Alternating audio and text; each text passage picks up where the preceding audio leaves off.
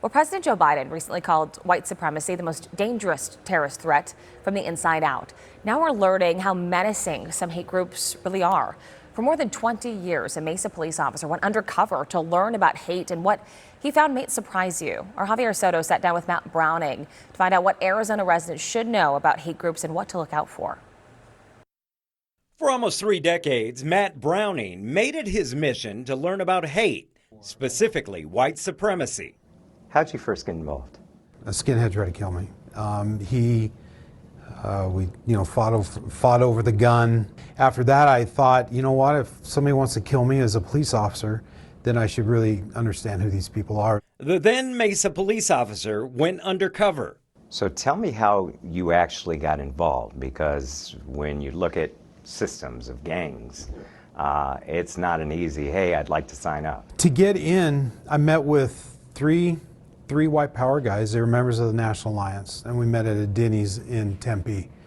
And from that conversation and my backstory, it created an image and a persona of who I am, and it is what they wanted. So convincing, Matt found himself quickly rising up the ranks. How high up did you get?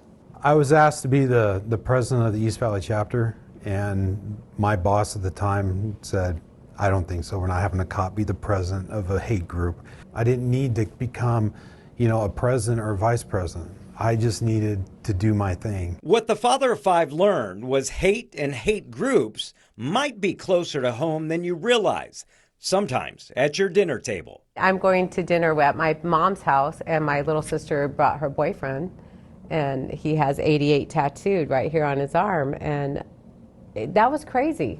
I'm like, how is this happening at Sunday dinner? And had I not had a husband that was working that kind of thing, I wouldn't have known what that meant. So she was dating a skinhead. Do you end dinner quickly, or do you continue breaking bread? We kept breaking bread, because that's how, at that point I was like, we don't know who this kid is. I was still naive. I remember putting my hand on his knee like this, like, okay, relax. Tawny Browning ended up enveloped in that life through her husband's work. All of this is documented in the couple's new book, The Hate Next Door, that includes stories from Matt's time undercover, but also with sections showing what to look out for to spot people affiliated with white supremacy.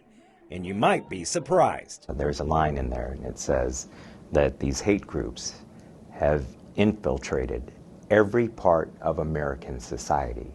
You specifically say law enforcement. Is that true? Yeah. During my time undercover, I stopped one specific skinhead from being hired by the Mesa Police Department. There are people who affiliate with these organizations outside of their work.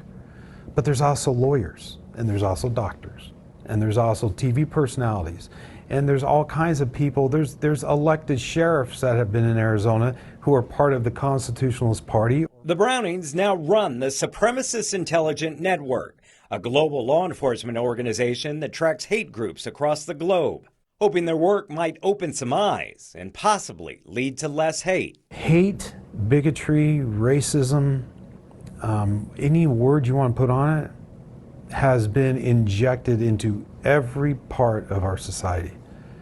And that's why we wrote the book, is we want people to know that this has to stop.